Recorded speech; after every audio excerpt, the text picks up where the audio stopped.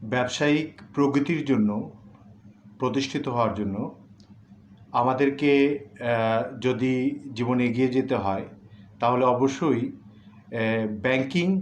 ব্যাংকিংয়ের কিছু সিস্টেম সম্পর্কে আমাদেরকে অবশ্যই জানতে হবে। আর সেটা যদি এমন কোনো ব্যবসা হয় যে ব্যবসার মাধ্যমে আমরা বিশেষ করে ফরেন ইনভেস্টর, ফরেন লোন, এই জাতীয় বিষয় নিয়ে আমরা কাজ করতে চাই এবং এই বিষয়গুলোর সহযোগিতায় আমরা অনেক বড় কোনো প্রতিষ্ঠান গড়তে চাই, সেক্ষেত্রে আমাদের কিছু ব্যাংকিং টার্ম অবশ্যই জানতে হবে। যেমন ব্যাংক গ্যারান্টি, আমাদেরকে জানতে হবে ব্যাংক গ্যারান্টি কী। ব্যাংক গ্যারান্টি কিন্তু অনেক রকম হয়ে থাকে, ব্যাংক গ্যারান্টি একরকম হয়ে থাকে না, অনেক রকম হয়ে থাকে। কী কী ধরনের ব্যাংক গ্যারান্টি হয়ে থাকে আমি আমার এই ভিডিওটির সঙ্গে কয়েকটি ভিডিও আমি সম্পৃক্ত করছি। সেই বিষয়গুলো আপনারা যদি একটু মন দিয়ে শোনেন তাহলে কিন্তু ওই বিষয়গুলি সম্পর্কে আপনাদের ধারণা একদম স্পষ্ট হয়ে যাবে। ফরেন লোন আনবার ক্ষেত্রে, মানে ফরেন লোনগুলো তো সাধারণত যে কোনো সাধারণ প্রজেক্টে দেওয়া হয় না, এগুলি বৃহৎ প্রজেক্টগুলোতে ফরেন কোম্পানিগুলো, বিশেষ করে ফাইন্যান্স কোম্পানিগুলো দিয়ে থাকে ফরেন লোনগুলো। তার মধ্যে ধরেন বড় বড় প্রজেক্ট বলতে পাওয়ার প্লান্ট, ইউনিভার্সিটি, তারপর আপনার বড় city development, telecommunication, 7 star resort, 5 star hotel, এই জাতীয় বৃহৎ প্রতিষ্ঠান, university, bank, insurance company, finance company, এই ধরনের বড় বড় প্রজেক্টগুলোতে কিন্তু তারা ফরেন লোনগুলো গ্রান্ট করে থাকে এবং সেগুলোর ইন্টারেস্ট হয়ে থাকে 2.5 থেকে 3.5 পর্যন্ত, লিবর কস্ট সহ 3.54% পর্যন্ত এটা নেমে এসেছে সফট লোনগুলো। সাধারণত আমি আমার ওই যে একটা লেখনীতে সম্পূর্ণ আলোচনা করলাম যে কিভাবে ফরেন লোনগুলো পেতে হয়, এর জন্য কী কী প্রয়োজন এবং কিভাবে এটার জন্য আবেদন করার জন্য কী কী প্রয়োজন এবং কী কী ধাপগুলোকে অনুসরণ করতে হয়। ব্যাংক গ্যারান্টির পাশাপাশি আরও কয়েকটি ভিডিওতে আপনারা সম্পূর্ণ জানতে পারবেন লিবর কস্ট কী, লিবর কস্টের জন্য বিশেষ করে ফরেন লোনগুলোর ইন্টারেস্ট কতটুকু বৃদ্ধি পায় এই বিষয়টা আপনারা জানতে পারবেন। এবং ব্যাংক গ্যারান্টি, লিবর কস্টের পাশাপাশি ব্যাংকিংয়ের আরও কয়েকটি সিস্টেম সম্পর্কে আরও দু একটি ভিডিওতে এখানে সবিস্তারে আলোচনা করা হলো। এই বিষয়গুলি সম্পর্কে সম্যক ধারণা থাকলে তখন ফরেন লোন নিয়ে কেউ যদি কখনো বড় কোনো প্রতিষ্ঠান গড়তে চান এবং এগিয়ে যেতে চান, সেক্ষেত্রে আপনাদের এটা বিশেষভাবে সহযোগিতা করবে। ধন্যবাদ। আমার লেখাটিতে যেহেতু সবিস্তারে ব্যাখ্যা করেছি, ভিডিওতেও আর সম্পূর্ণ ব্যাখ্যায় গেলাম না, তবে এটুকু বলি যে অনেকের এটি জানা আছে, ফরেন লোন কিন্তু যে কোনো মানুষের পক্ষে বাইরে থেকে আনা সম্ভব নয়। ফরেন লোন আনতে গেলে বিশেষ করে ব্যাংক গ্যারান্টিটা দিতে হয়। ব্যাংক গ্যারান্টি মানে হচ্ছে ব্যাংক যারা টাকা দিচ্ছে তাদের কাছে প্রমিস করবে যে যদি যে ব্যক্তি লোন নিচ্ছে সে যদি কোনো কারণে টাকা ফেরত নাও দিতে পারে তাহলে এটার জন্য ব্যাংক লায়াবল বা ব্যাংক টাকাটা ফেরত দিবে, অর্থাৎ এটা তারা গ্যারান্টি স্বরূপ তারা সে সার্টিফিকেটটা প্রদান করছে। এটা এক ধরনের ব্যাংক গ্যারান্টি। তো ব্যাংক গ্যারান্টি ক্ষেত্রে ধরেন একজন ব্যক্তি 500 বা 1000 কোটি টাকা বাইরে থেকে ফরেন লোন আনতে চাচ্ছে বড় কোনো প্রজেক্টের জন্য, সেক্ষেত্রে সকলের পক্ষে 500 কোটি টাকা বা 1000 কোটি টাকা, 700 কোটি টাকা ব্যাংক গ্যারান্টি দেওয়া তো আসলে পসিবল না, এটা সবাই পেরে উঠবে না। এছাড়াও কিন্তু ব্যাংক গ্যারান্টি দেওয়া ছাড়াও কিন্তু ফরেন লোন আনা পসিবল। অল্টারনেটিভ আরও ইজি ওয়ে আছে। ইজি ওয়েটা হচ্ছে, ধরুন আপনি একটি পাওয়ার প্ল্যান্ট করছেন, সেখানে আপনার 500 কোটি টাকার আপনার ইনভেস্টমেন্ট প্রয়োজন, মানে লোন প্রয়োজন। সেক্ষেত্রে আপনি আবেদন করলেন কিন্তু আপনার ব্যাংক গ্যারান্টি নেই, তাহলে আপনি কীভাবে আনবেন? আপনি আনবেন হচ্ছে তাহলে সেক্ষেত্রে প্রজেক্ট গ্যারান্টি দিয়ে, বিজি মানে ব্যাংক গ্যারান্টির বদলে পিজি মানে প্রজেক্ট গ্যারান্টি দিয়ে। প্রজেক্ট গ্যারান্টি হচ্ছে এমন একটি ব্যবস্থা যে সেটা হচ্ছে এরকম যে যদি কোনো কারণে আপনি এই লোনটা এনে ওই প্রজেক্ট দাঁড় করালেন, কিন্তু কোনো কারণে 16, 18 বা 20 বছরের যে ইনস্টলমেন্টের টাকাটা আপনার ব্যাক করার কথা ইন্টারেস্ট সহ, সেটা যদি আপনি শিডিউল অনুযায়ী ব্যাক না করেন, সেক্ষেত্রে সেখানে শর্ত উল্লেখ থাকবে যে এই প্রজেক্টটি তাদের হয়ে যাবে, অর্থাৎ এই প্রজেক্টটাই গ্যারান্টি স্বরূপ কাজ করবে। তার মানে হচ্ছে যে আপনি কিন্তু টাকাটা দিতে বাধ্য যদি প্রজেক্টটার ওনারশিপ আপনি রাখতে চান, আর না রাখতে চাইলেও তাদের কোনো লস নেই, প্রজেক্ট তারা নিয়ে নিবে। আপনি হয়তো 3-4 বছর আপনি তাদের লোন নিয়মিত কন্টিনিউ করলেন, দিলেন, কিন্তু পরবর্তীতে আর দিলেন না, সেক্ষেত্রে তারা প্রজেক্ট তাদেরটা নিয়ে যাবে। হ্যাঁ, এরকম একটি ব্যবস্থা চালু আছে প্রজেক্ট গ্যারান্টি। তবে এটি সব প্রকল্পের জন্য নয়, বেশ কিছু প্রকল্প আছে যে প্রকল্পগুলোতে এই ধরনের প্রজেক্ট গ্যারান্টি দিয়ে টাকা আনা সম্ভব। এবং সব ধরনের পৃথিবীর সব ফাইন্যান্স, বড় বড় বিগেস্ট ফাইন্যান্স কোম্পানিগুলো আপনার সব ধরনের প্রজেক্টে এই ধরনের প্রজেক্ট গ্যারান্টি গ্রহণ করে না। কিছু সিলেক্টিভ প্রকল্প আছে যেসব প্রকল্পে তারা এই ধরনের পিজি মানে প্রজেক্ট গ্যারান্টি গ্রহণ করে থাকে। এবং আপনার যদি 500-700 কোটি টাকা বা একটা বড় অঙ্কের টাকা নাও থেকে থাকে, আপনি ব্যাংক থেকে কিভাবে ব্যাংক গ্যারান্টির ফেভারটা নেবেন, সেই জন্য কিন্তু অল্টারনেটিভ আরও 2-3টি নেগোসিয়েশন আছে, যে নেগোসিয়েশনের ভিতর দিয়ে গেলে ব্যাংক বিন্দুমাত্র টেনশনে থাকবে না যে সে যে গ্যারান্টি দিল আপনাকে এত বড় টাকা এনে, সেক্ষেত্রে কী হবে এই টাকাটার। এই ধরনের একটা নেগোসিয়েশন আছে, এরকম অল্টারনেটিভ 2টা নেগোসিয়েশন আছে, যে নেগোসিয়েশনের ভিতর দিয়ে গেলে ব্যাংকেরও কোনো রকম চিন্তা থাকতে হবে না, এবং যিনি টাকাটা আনতে চাচ্ছেন সেই ভদ্রলোকও সাকসেসফুল হবেন। এটা একটা আসলে ইজি একটা নেগোসিয়েশনের ব্যাপার, কিন্তু হঠাৎ করে সবার মাথায় বা সবার চিন্তা চেতনা এই জিনিসটা আসবে না। এরকম 2টো অল্টারনেটিভ নেগোসিয়েশন আসলে আছে, এভাবেও অনেক সময় হয়ে থাকে। তো যাই হোক, ওটা আরেকটা বিষয়। আমি বলবো যে আপনার বড় প্রকল্প করতে চাইলে কোন ধরনের প্রকল্পে প্রজেক্ট গ্যারান্টি দিয়ে তারা টাকা দিয়ে থাকে, সেই ধরনের প্রজেক্ট নিয়েও আপনারা আগাতে পারেন। সেক্ষেত্রে এভাবে যদি আপনি চিন্তা করেন যে একটি 500 কোটি টাকার প্রজেক্ট আপনি আসলে কত টাকায় সাকসেসফুল করতে পারছেন, বা এই ধরনের ফরেন লোন আনার জন্য আপনি আবেদন করতে পারছেন, সেক্ষেত্রে আমি বলবো যে আপনার কয়েকটা জিনিস অবশ্যই লাগবে, যেটা হচ্ছে আপনার গভর্নমেন্ট অ্যাপ্রুভড একটা প্রজেক্ট হতে হবে, ওই ধরনের বড় প্রজেক্ট।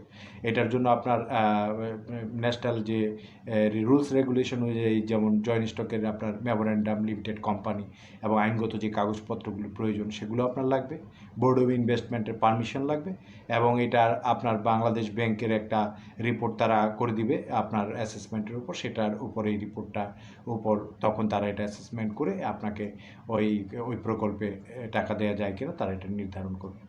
তো সেই ক্ষেত্রে আমি বলবো প্রজেক্ট গ্যারান্টি দিয়ে ওই ধরনের বড় প্রকল্পে হাত দিলে যদি গভর্নমেন্টের অ্যাপ্রুভালটা পাওয়া যায়, অ্যাপ্রুভাল নেওয়া যায়, এবং আপনার যদি ওই প্রজেক্টটা করবার মতো ল্যান্ড থাকে, বা আপনার না থাকলে ল্যান্ডের কোনো ওনারকে পার্টনারশিপে নিয়ে, হ্যাঁ, কিন্তু আগানোর একটা অল্টারনেটিভ ওয়ে আছে। হ্যাঁ, সে কোম্পানির ডাইরেক্টর হিসেবে যদি সে ল্যান্ড ওন করে, সেটাও কিন্তু কাউন্টেবিলিটিতে নেওয়া হবে। আর 3 নাম্বার যে ব্যাপারটা আছে, যে ইন্টারন্যাশনাল একটা প্রজেক্ট প্রোফাইল লাগে। তো ইন্টারন্যাশনাল প্রজেক্ট প্রোফাইলের ব্যাপারটা হচ্ছে অনেক সময় সাধারণ কোম্পানিগুলোর দ্বারা এই ইন্টারন্যাশনাল প্রজেক্ট প্রোফাইল করালে অনেক সময় স্ট্যান্ডার্ড সেই লেভেলটা অ্যাকসেপ্টেবল হয় না, বিধায় অনেক সময় অনেক ফরেন লোন গ্রান্ট হতে চায় না, বা ওই জিনিসগুলো নিয়ে তারা আগাতে গেলে তাদের সমস্যা হয়।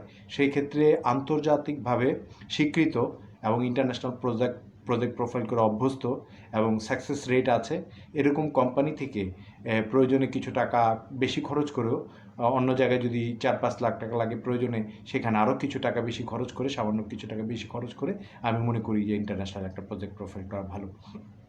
আর পাশাপাশি international project profile, government approval, PG বা বিজি, এবং পাশাপাশি আবেদন, আর যে রেগুলেশন আছে, রুলসটা আছে, সেই রুলসটাকে যদি ফলো করা যায়, বোর্ড অফ ইনভেস্টমেন্টের পারমিশন নিয়ে বাংলাদেশ ব্যাংকের একটা গুড রিপোর্ট অ্যাসেসমেন্ট করি যদি আবেদন করা যায়, আমি মনে করি যে যদি ভালো প্রজেক্ট হয়, ভায়াবল প্রজেক্ট হয় এবং এটার ফিজিবিলিটি থাকে, হ্যাঁ, তাহলে আমি মনে করি যে অনেকেই আনছেন ফরেন লোন এনে অনেক ব্যবসায়ীরা স্বাভাবিকভাবেই ঝুঁকছেন ফরেন লোনের দিকে, কারণ আমাদের যে লোকাল ব্যাংক, এই ব্যাংকগুলোর ব্যাংক ইন্টারেস্ট বেশি, 9%।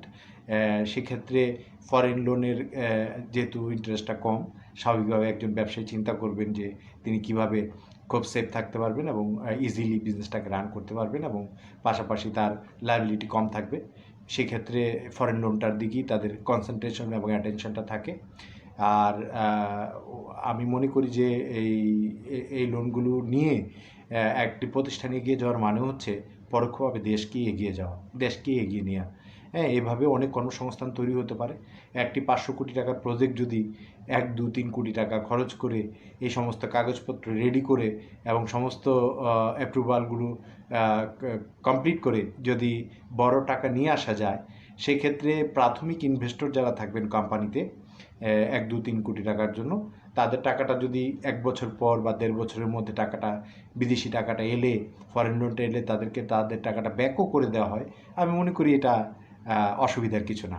হ্যাঁ, এবং বরং এটা অনেক গুণ বেশি লাভবান হওয়ার একটা সুযোগ, একটা দরজা এবং একটা ওয়ে হচ্ছে ফরেন লোন। ফরেন লোন নিয়ে কিন্তু বাংলাদেশে আপনি রেটিংসটা দেখবেন এবং ওয়ার্ল্ড স্ট্যাটিস্টিক্সটা যদি আপনি একটু গুগল সার্চ করেন বা আমি আমার প্রবন্ধে, আমি আমার রিসার্চে উপস্থাপন করলাম যে রেটিংসটা যদি খেয়াল করেন যে আগের তুলনায় ফরেন লোনগুলো কিন্তু বাংলাদেশে বেশি আসছে এবং আগের তুলনায় কিন্তু ফরেন লোন অনেক বেশি জনপ্রিয় হচ্ছে। একটা সময় পর্যন্ত মানুষ ফরেন লোন বিষয়টাকে ভয় পেত, এটা নিয়ে দ্বিধান্বিত ছিল, এটা নিয়ে তারা একটা মানসিক একটা দ্বন্দ্বের ভিতরে থাকতো।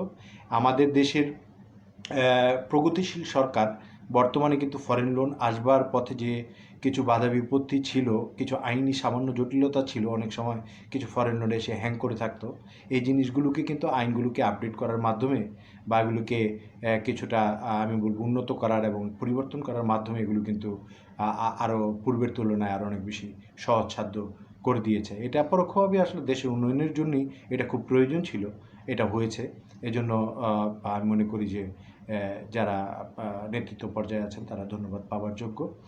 আর আমাদের বোর্ড অফ ইনভেস্টমেন্ট এবং বাংলাদেশ ব্যাংক, আপনি যদি সমস্ত রুলস রেগুলেশন এবং সমস্ত কিছু সঠিকভাবে ফলো করে এই জিনিসগুলো আবেদন করেন এবং টাকা স্যাংশন করাতে পারেন, তাহলে আমি মনে করি যে তারা এখানে বাধা হয়ে দাঁড়াবে না।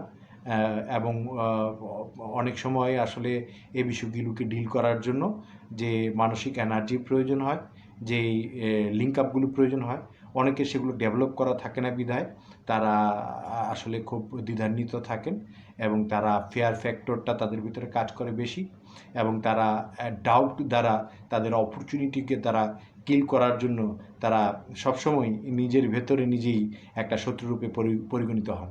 যাই হোক, আমি মনে করি যে বড় কিছু যদি করার চিন্তা থাকে, এটা আমাদের দেশে একটা বড় কিছু করতে গেলে, বড় কোনো প্রতিষ্ঠান করতে গেলে আপনি খেয়াল করে দেখবেন যে যত বড় বড় প্রতিষ্ঠানগুলো হয় অধিকাংশ কিন্তু এখন অন্তত 40-50% কিন্তু ফরেন লোনের উপরে বেস করেই এগুলো তৈরি হচ্ছে এবং ভবিষ্যতে ফরেন লোনের যে আইডিয়া, এটা কিন্তু আরও অনেক বেশি ব্যাপকভাবে জনপ্রিয় হবে এবং জনপ্রিয় হচ্ছে। এটি কিন্তু আমি মনে করি যে একটি ব্যবসায়িক উন্নত জাতি গঠনের জন্য এবং মাথাপিছু আয় বাড়ানোর জন্য, কর্মসংস্থান সৃষ্টির জন্য, নতুন নতুন প্রতিষ্ঠানকে কামিয়াব করার জন্য এটি একটি চমৎকার একটি কিন্তু ওয়ে। হ্যাঁ, তো আমি আর কথা বাড়াবো না। এই কিছু টার্মস অ্যান্ড কন্ডিশন আপনাদেরকে জানতে হবে, লিভার কস্ট, ব্যাংক গ্যারান্টি, আরও কয়েকটা টার্ম যেগুলো আসলে না জানলেই নয়। এই জিনিসগুলো আমি আমার ভিডিওর সঙ্গে সম্পৃক্ত করে দিচ্ছি, আপনারা এগুলো মন দিয়ে শুনলে এটা সম্পর্কে আপনারা একটা স্পষ্ট ক্রিস্টাল ক্লিয়ার একটা ধারণা পেয়ে যাবেন। আপনারা সবাই ভালো থাকুন, সুন্দর থাকুন, অফুরন্ত ভালোবাসা। इस वीडियो में हम बैंक गारंटी और लेटर ऑफ क्रेडिट के डिफरेंस के बारे में जानेंगे।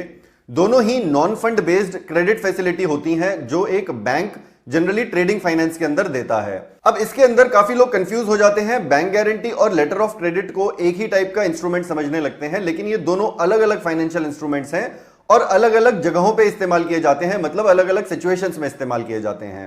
मैंने पीछे बैंक गारंटी और लेटर ऑफ क्रेडिट के अंदर काफी डिटेल्ड वीडियोस बनाए थे जिसमें मैंने पूरा कॉन्सेप्ट समझाया था कि बैंक गारंटी क्या होती है, लेटर ऑफ क्रेडिट क्या होता है, types of letter of credit के बारे में भी हमने एक सेपरेट वीडियो बनाया था, तो आप वो वाले वीडियोस मेरे जरूर देखिए, आपको पूरा डिटेल्ड कॉन्सेप्ट समझ में आ जाएगा। इस क्विक वीडियो के अंदर हम खाली मेन डिफरेंस की बात करेंगे कि बैंक गारंटी और लेटर ऑफ क्रेडिट के अंदर क्या मेन डिफरेंस है और कैसी सिचुएशंस में आपको बैंक गारंटी इस्तेमाल करनी चाहिए और कैसी सिचुएशंस में आपको लेटर ऑफ क्रेडिट यूज करना चाहिए। तो आप इस वीडियो को शुरू से लेकर लास्ट तक जरूर देखिएगा। चलते हैं सीधा ब्लैक बोर्ड की तरफ।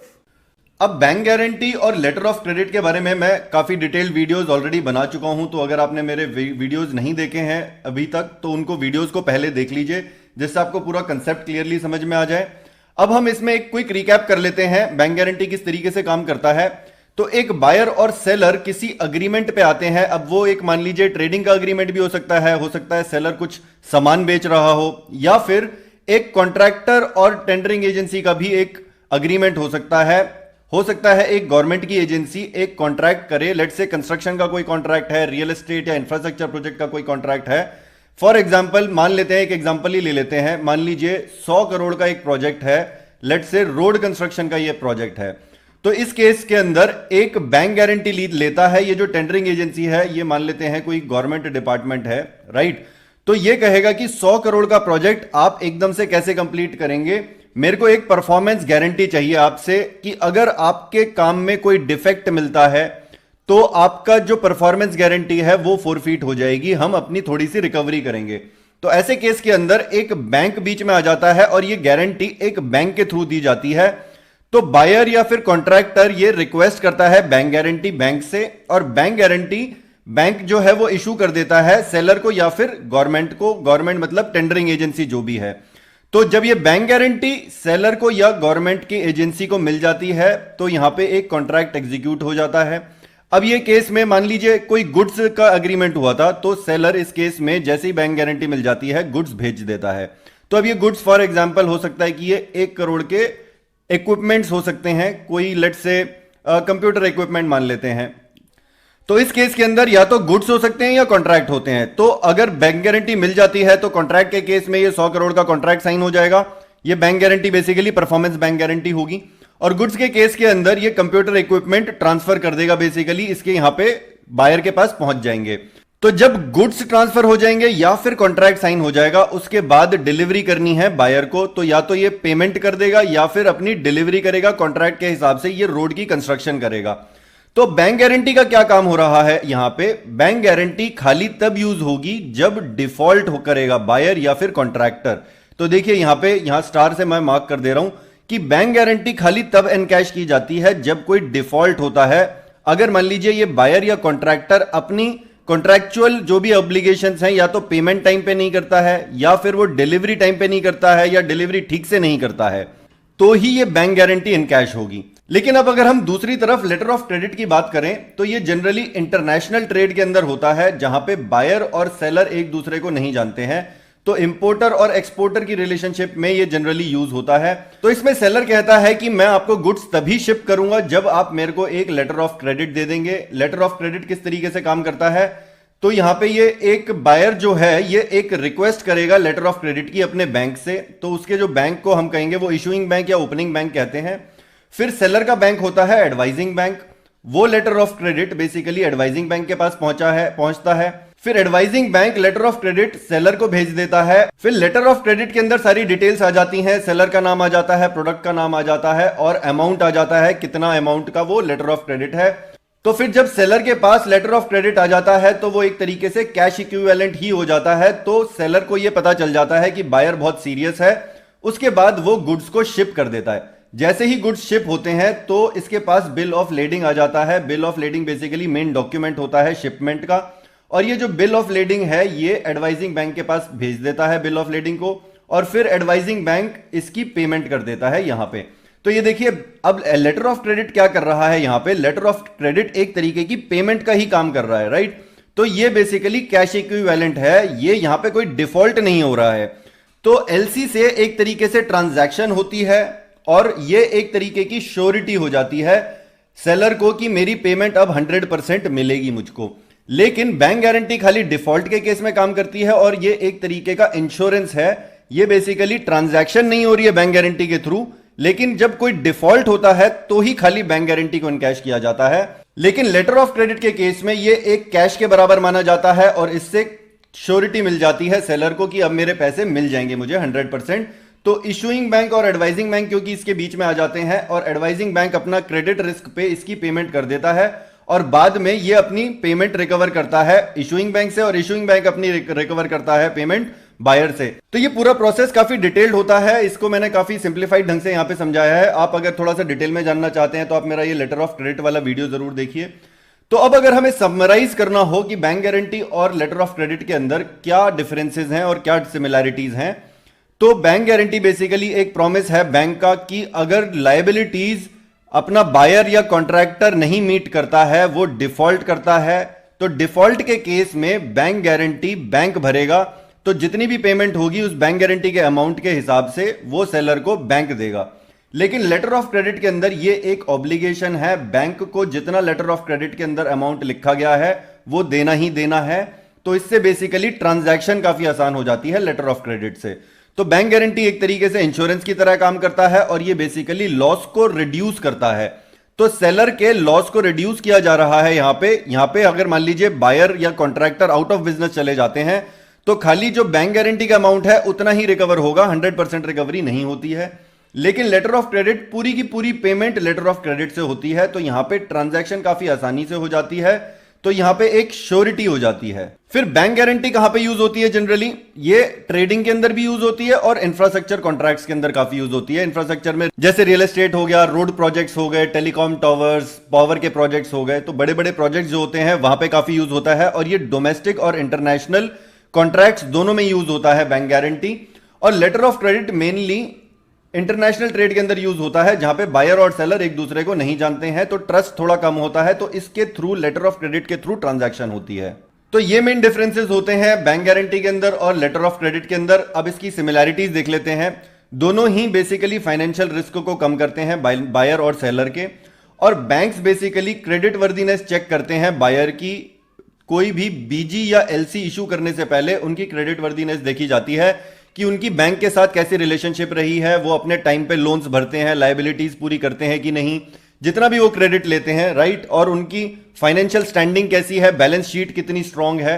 फिर उसके बाद बैंक एक कोलैटरल रखता है, या तो एफडी रखेगा अपने पास या फिर कोई बैंक के डिपॉजिट्स होंगे, उनके अगेंस्ट ही बैंक गारंटी या लेटर ऑफ क्रेडिट इशू किया जाता है। और बैंक हमेशा एक फीस भी चार्ज करता है बैंक गारंटी और लेटर ऑफ क्रेडिट दोनों के लिए।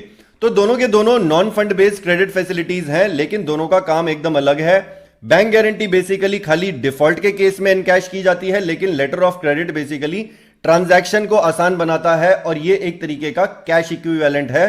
तो इससे बेसिकली सेलर का रिस्क बहुत कम हो जाता है और सेलर लेटर ऑफ क्रेडिट के बेस पे goods. You might have heard the term LIBOR when people are quoting interest rates, or they're saying, hey, I'm going to lend you money a few percentage points above LIBOR. You'll hear LIBOR quoted on some of the financial news channels. And what it is just an average of the interest rates that banks are lending to each other, and it's calculated by the British Bankers Association. It's actually calculated by Thomson Reuters for the British Bankers Association, but it's there to kind of provide a benchmark for other types of securities and financial transactions. And it literally stands for the London Interbank Offer Rate. So it's in London, it's the rate, the offer rate between banks. It's the London Interbank Offer Rate. And to understand that a little bit better, I've set up two banks over here. I have Bank A and Bank B. And you might already know that when you go and deposit your money in banks, the bank won't leave all of that money around. The way it makes money is it lends a good bit of that money to other people as loans.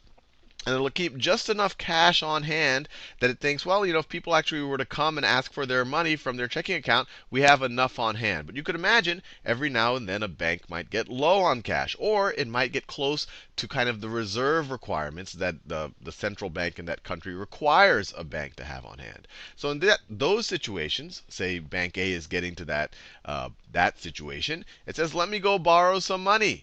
Let me go borrow money from another bank. So this is interbank borrowing. Bank B over here, they're flush with cash, and they say, well, we don't like to keep so much cash around.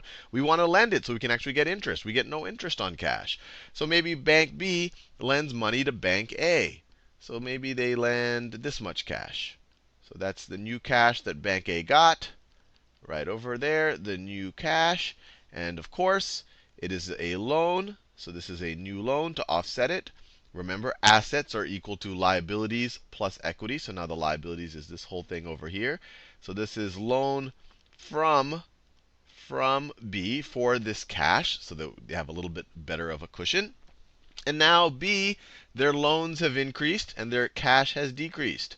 So this is a loan to A right now. They took this cash and they gave it to Bank A. And that rate that they lent it at, maybe it was at 1%. Maybe it's a 1% annual rate. And of course, this will be renewed every day, so it's an overnight rate. This rate is an interbank rate. So what they do it's on behalf of the British Bankers Association, is they go survey a bunch of banks in London, 8, 12, 16 banks in London, and say, hey, what was the rate at which y'all transacted? And then they will quote that, and they'll quote that as the overnight LIBOR. So they'll quote it at, say, hey, maybe it was 1.2% across all of the banks that we surveyed. And what's interesting about the LIBOR is it's done in 10 currencies. It's not just in the sterling or the dollar or the yen. It's in 10 currencies. And that's what really differentiates it, well, amongst other things, but what really differentiates it from the effective federal funds rate, which is another interbank borrowing rate, but that's in the United States. And that's more revolving around policy concerns because the federal bank actually tries to change it. So an Australian friend of mine called me recently and said, hey, Andrew, I'm going to be in Singapore. I know you bank in Singapore, and can you help me open my offshore bank account? I'm going to be there. So I gave him some advice, told him what to do, told him where to go. He called me afterwards and said, hey, Andrew, they wouldn't open my account. I'm going to tell you what he did wrong, and I'm going to tell you specifically how to open an offshore bank account in almost any situation in this video.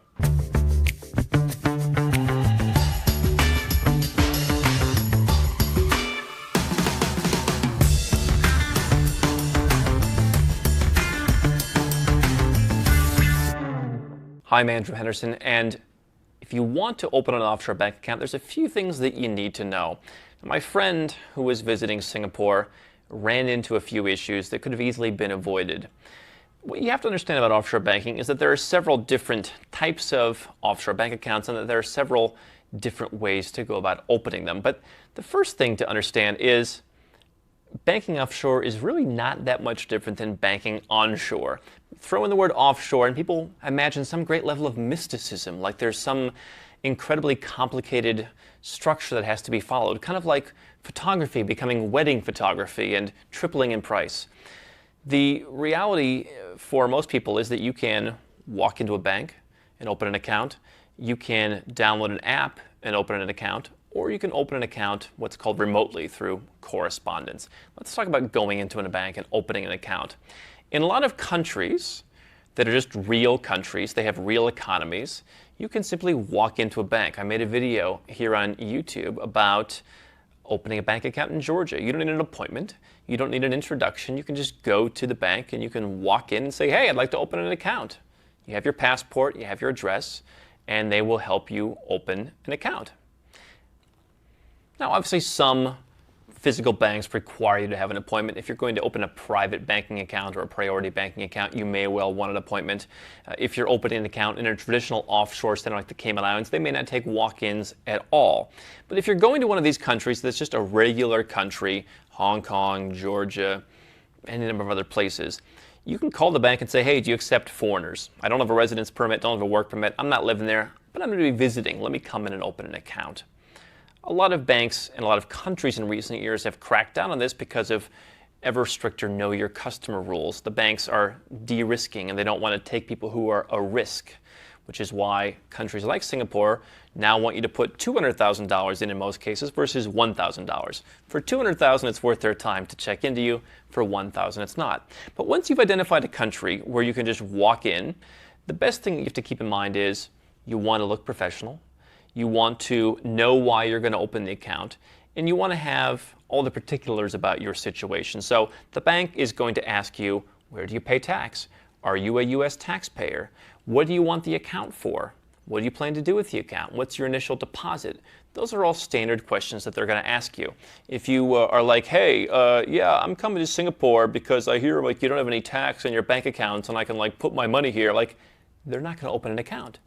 If you show up as my friend did in a ratty looking t-shirt. A lot of banks, particularly in Asia, may not open you an account. And so there's a variable when it comes to opening an offshore bank account in person where a lot of times you have to deal with the bureaucracy. Banks can be just as bad as the government, where if you happen to be unlucky and you get the person who's new and who says, oh yeah, no, we don't take people in that situation, you may just need to come back. That's why I often recommend going to the main branch of the bank. You don't want to go to some suburban branch where they have, Sally sitting in a desk and she's just used to people bringing in and depositing checks for their construction business. You want to go to the main branch where people maybe have some idea of how things work in terms of the bank's real policies. Because the reality is any bank employee can just say, yeah, we don't do that. They may be wrong, but if that's the bank employee you get, then you'll either have to come back later or just give up entirely. So understanding why you want the account, having your address, having your passport, having all the details of your situation is going to be very important. And so again, you can call the bank, you can figure out what's required, what documents they want, if they accept people in your situation, and if they want you to make an appointment, you can do that in advance. My team at Nomad Capitalist, we keep a list of like 425 different banks, and we update it on a constant basis of which banks are accepting which people, what's the deposit. That information is constantly changing. Banks are constantly saying, yeah, we're not taking US citizens anymore. Yeah, no more expats. One bank in Singapore said, we're not taking UK citizens. So no one video can cover that all, but if you follow the basics, you can just work with the banks and figure out and then use that protocol to walk in and open the account in person. That's for a personal account. If you want a business account, of course, you need the details on the business.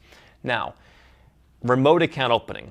I made a video on that. You can check it out here as well, where I talked about how this is falling out of favor with me because of all the KYC, because of how difficult it is to do that remotely. But a lot of people have an interest, from what they've researched on the offshore industry over the years, of just filling out some forms from an offshore bank in Belize, Caymans, Cook Islands, Vanuatu, whatever. They fill out the forms.